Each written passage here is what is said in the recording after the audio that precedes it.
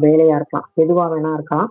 ஆனா கண்டிப்பா வந்து பார்த்தீங்கன்னா, நீங்க நெனச்சது நடக்கும். 100% அது உங்க எண்ணத்தோடைய வலிமைய பொறுத்தது. ஒரு விஷயம் வந்து ஒருத்தங்களுக்கு உடனே கிடைக்குது அப்டின்னா, அவங்களோட எண்ண வலிமை அதிகமா இருக்கும். ஒரு சிலருக்கு வந்து ரொம்ப வருஷமா இழுத்தடிச்சுக்கிட்டே இருக்கு அப்டின்னா, அவங்க வந்து ஆசிலேஷன்லயே இருப்பாங்க. இது நடக்குமா? சரி இது நடக்காது. அடுத்து இந்த தேதி போவோம்.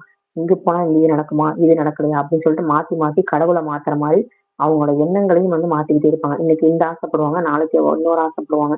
அந்த மாரி பண்ணீங்கன்னா, கண்டிப்பா பிரபஞ்சம் வந்து கன்ஃப்யூஸ் ஆயிரும். நமக்கே வந்து குடுக்கறதுக்கு அதுவே யோசிக்கும். ஒரு விஷயம் டார்கெட் வந்து ஃபிக்ஸ் பண்ணிட்டீங்க அப்டின்னா, அதிலேயே ஃபோக்கஸ் பண்ணுங்க.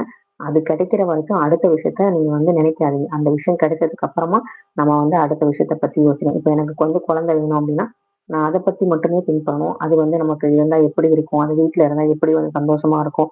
அதுக்கு என்ன மாரி நம்ம ட்ரெஸ் போட்டு பார்க்கணும்? அதுக்கு வந்து எப்படி அலங்காரம் பண்ணுவோம்? அதுக்கு என்ன பேர் வைக்கணும்? இந்த மாரி விஷயங்கள் நம்ம யோசிச்சுட்டே இருக்கும்போது, கண்டிப்பா அது வந்து நடக்கும். ஸோ நம்ம வந்து நினைக்கிறது